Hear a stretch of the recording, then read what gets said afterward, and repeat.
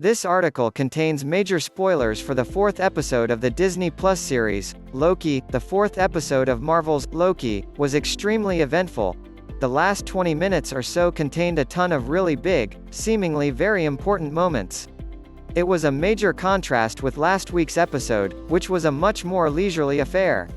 The climax this week saw Loki, Tom Hiddleston, and Sylvie, Sophia Di Martino, finally take down the Timekeepers, who are apparently just robots, puppets for whoever is actually running the TVA.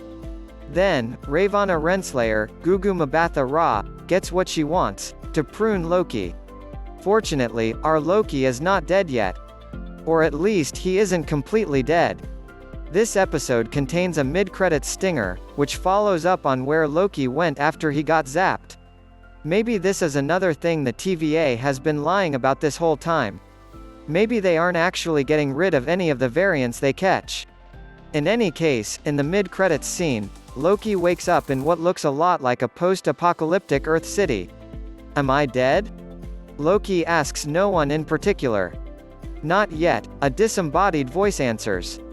But you will be unless you come with us.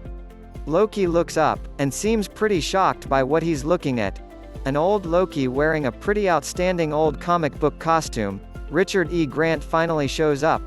A Kid Loki, an alligator or crocodile wearing a Loki crown, and a Black Thor who's wielding a version of Mjolnir that looks like it was made from a large wrench and a piece of a metal beam.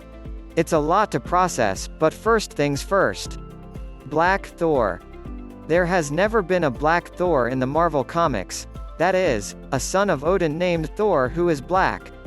But there is a story in which there is a group called the Thor Corps, in which several black superheroes, Falcon, War Machine and Blade, to name 3, functioned as Thor, each with their own Mjolnir hammers and everything.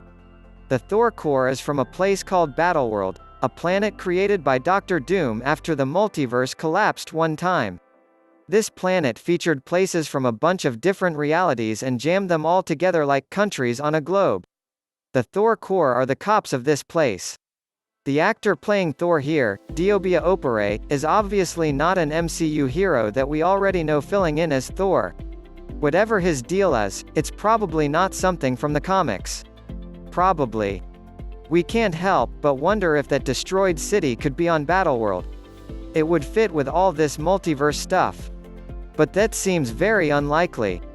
As with all things MCU, we're probably not going to be able to figure out what's going to happen from reading the comics. That said, we definitely know a lot about that Kid Loki from the comics, and the Kid Loki stories give us a sneaking suspicion that we might know who that old Loki is too. Ikol, whose name is just Loki spelled backwards. In the comics, Ikol is a big part of Kid Loki's story.